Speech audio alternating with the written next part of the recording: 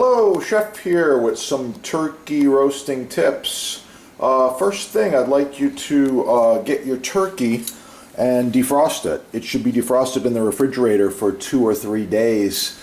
And if it's still frozen, put it in the sink, cover it with cold water, rotate it, and within a couple of hours it's going to be thawed out. Anyway, don't try to cook a frozen turkey, and try to buy it early before the holidays come. So this is a nice small one. I think it's about maybe 13 pounds or so. Oh, another thing. On the back of the package, they give you all these directions and everything. Phooey. Not accurate. So you cook the turkey. Everyone asks me, how long do you cook a turkey? Is it 10 minutes per pound, 20 minutes per pound? No, you cook a turkey until it's done. 165 degrees Fahrenheit internal temperature in the breast. They give you this pop-up timer, and the pop-up timer it's okay for amateurs. However, a regular instant read or just a cook's thermometer, you stick it in the breast. If it's 165, the turkey's done. Also, the leg joint will wiggle. I'll be right back.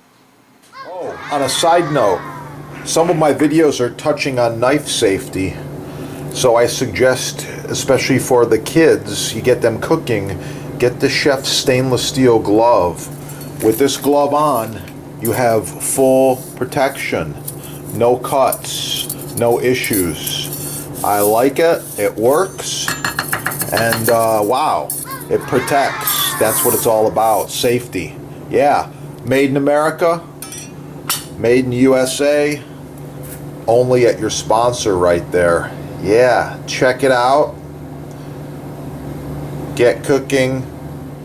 Okay, another thing. Chefs don't wash turkeys or chickens. We simply roast them, we cook them. So you want to remove the giblets, remove anything that's inside the turkey.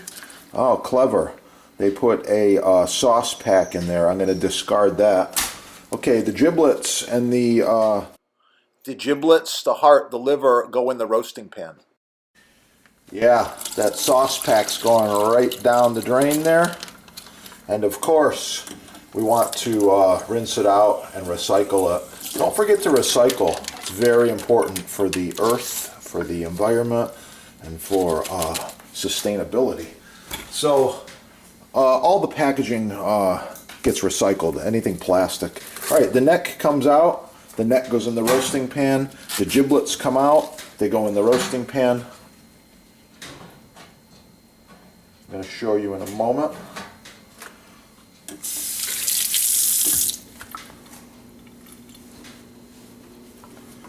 Okay, I prefer to do this in the sink because I don't want to get juice, turkey juice, and potential salmonella all over the place. So the first thing you want to do is you want to take the wings and pop them underneath like this. Helps the turkey in roasting. And then we're going to set this bird right up in the roasting pan. Drain all the juice you can.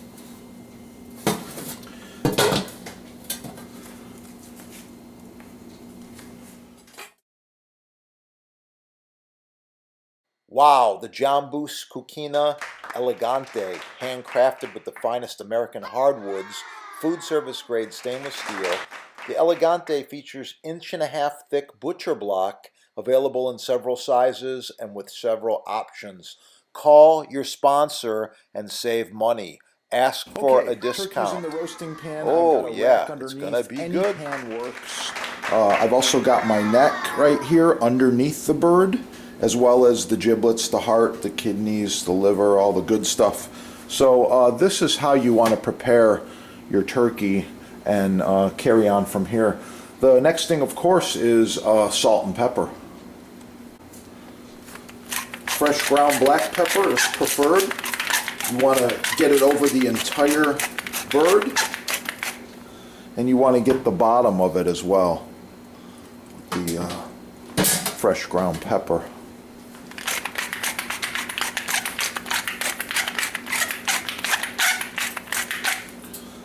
salt. I like kosher salt and sea salt. However, I ran out of kosher, so I'm using some table salt today. No worries. Keep it as a backup. Table salt will work fine for a roasted turkey.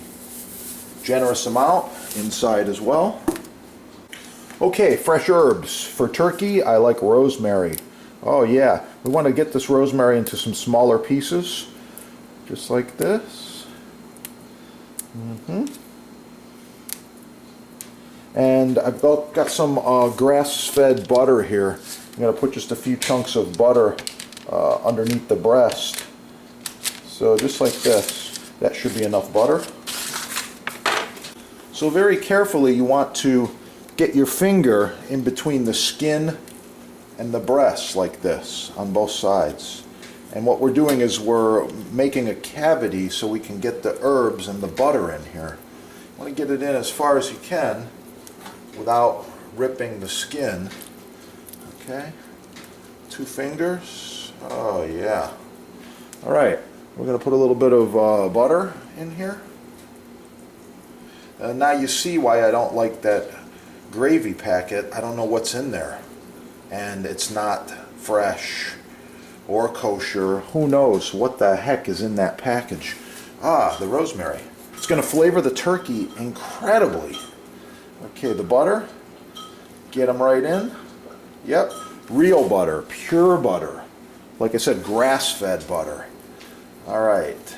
If your turkey comes pre-buttered, who has any idea what they're actually using?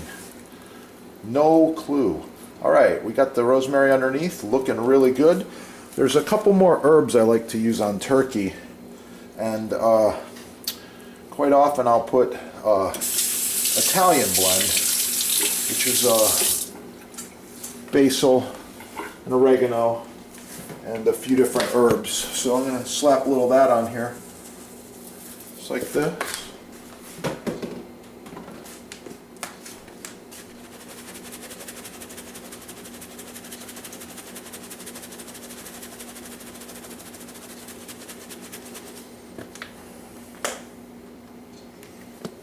Get some inside there as well.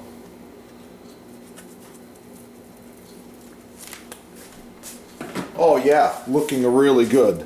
Okay, this turkey is just about ready for the oven. Another chef trick for you. Just a couple drizzles of olive oil. I want this to have really nice color, and the oil helps it. Okay, one more thing, very important. Turkey cavity remains empty. If you must make stuffing, that's okay. Make it on the side. You can always add some of the juices, the pan juices here. We're going to make an incredible au jus. Few more tips, I'll be back. Boost blocks. Buy the best the first time. Save money. Oh yeah. At this point, the turkey is getting some nice color on it, and we're going to do the next step. The next step involves adding some fresh parsley around it, inside it as well. Okay, just a little bit of parsley, as well as mirepoix, carrots, onions, celery, garlic. I keep some of this in the freezer, so I'm just going to put a generous amount around the turkey like this. Okay, and we want this to gain some color in the next roasting as well.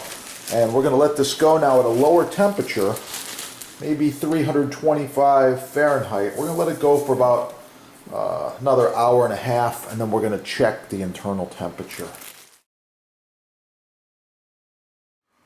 Oh yeah, a couple hours later. That's what I'm looking for right there. Now the timer, a little plastic thing, didn't pop up. Doesn't matter. I stick a chef's thermometer in the largest part of the breast, and I check the temperature. Yeah, and it got all the way up to 165. Notice the joints. The joints are loose now. Yeah, that's what I'm talking about. This is the kind of stuff you're not going to learn on television. You need to subscribe to the channel. All of this roasted vegetables, oh yeah. This is going to make the most amazing au jus and or turkey gravy right here. save all of this. This all gets boiled together. We remove the rack out. You can use a saucepan, put it all in there, scrape all that flavor in, and wow, you're going to have a turkey to remember. And once again, don't trust these goofy plastic pop-up timers. This thing right here, 5 cents, made in China. I don't like it. Quality, stainless steel, USA. I like it. Oh yeah, the turkey's gonna be good. Make sure to subscribe and like and share the video. And how to cook a perfect turkey, right there. Check out the sponsor's website. It's step by step. It's simple. Learn from the chefs. Wow. Get cooking and have a great day. Oh, it's gonna be good. Here's a thicker one. This is end grain rock maple. The 2 treatments recommended are designed for working professional chefs' kitchens. There's a reason. Mystery oil is a food-safe, ultra-pure grade mineral oil. I really like it. Yeah, it's good stuff. And that's where I get it right there. It's used in combination normally with the board cream. Board cream is a natural moisturizer which seals out the elements, and it's primarily beeswax. I get it right there. Beeswax, let's see. Unbleached beeswax and food grade mineral oil. So these are the 2 products that we use, and we apply them monthly, generously, and you're going to learn more about that in just a moment. So the mystery oil is applied in a circular motion.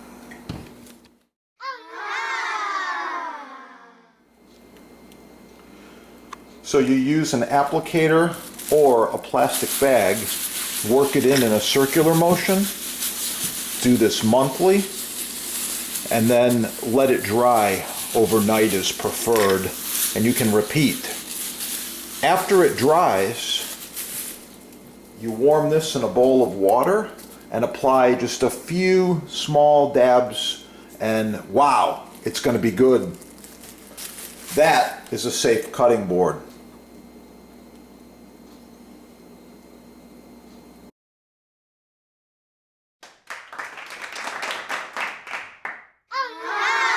Every knife should be paired with a butcher block throughout the kitchen.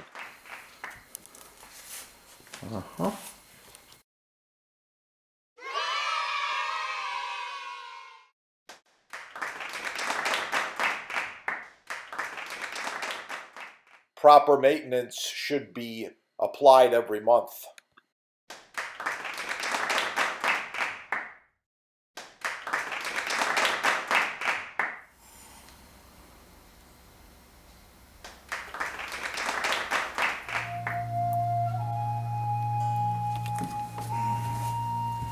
The finished loaves.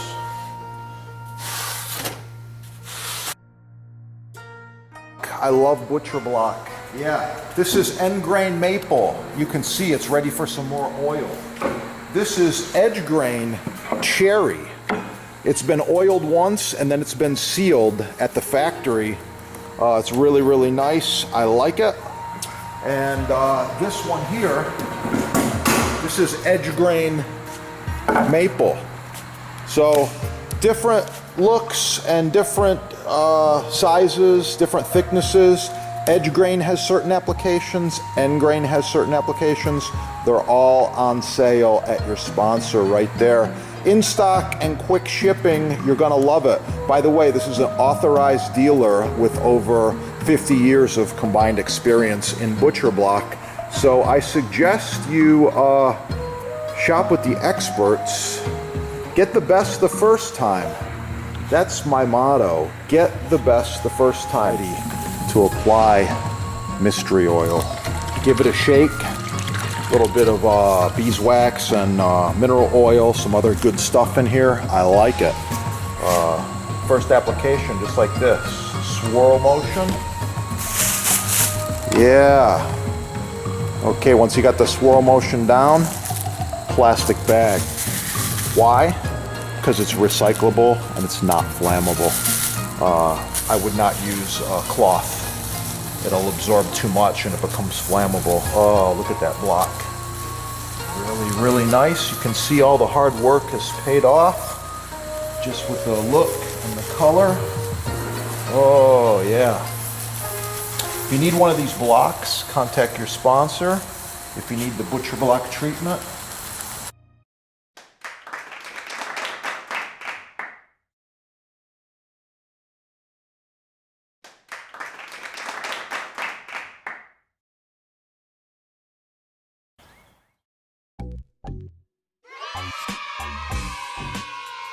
Okay, I'm in the kitchen. I've got this fresh basil's looking really, really nice there. I've got a razor sharp knife. You're wondering just how sharp this is, right? Yeah.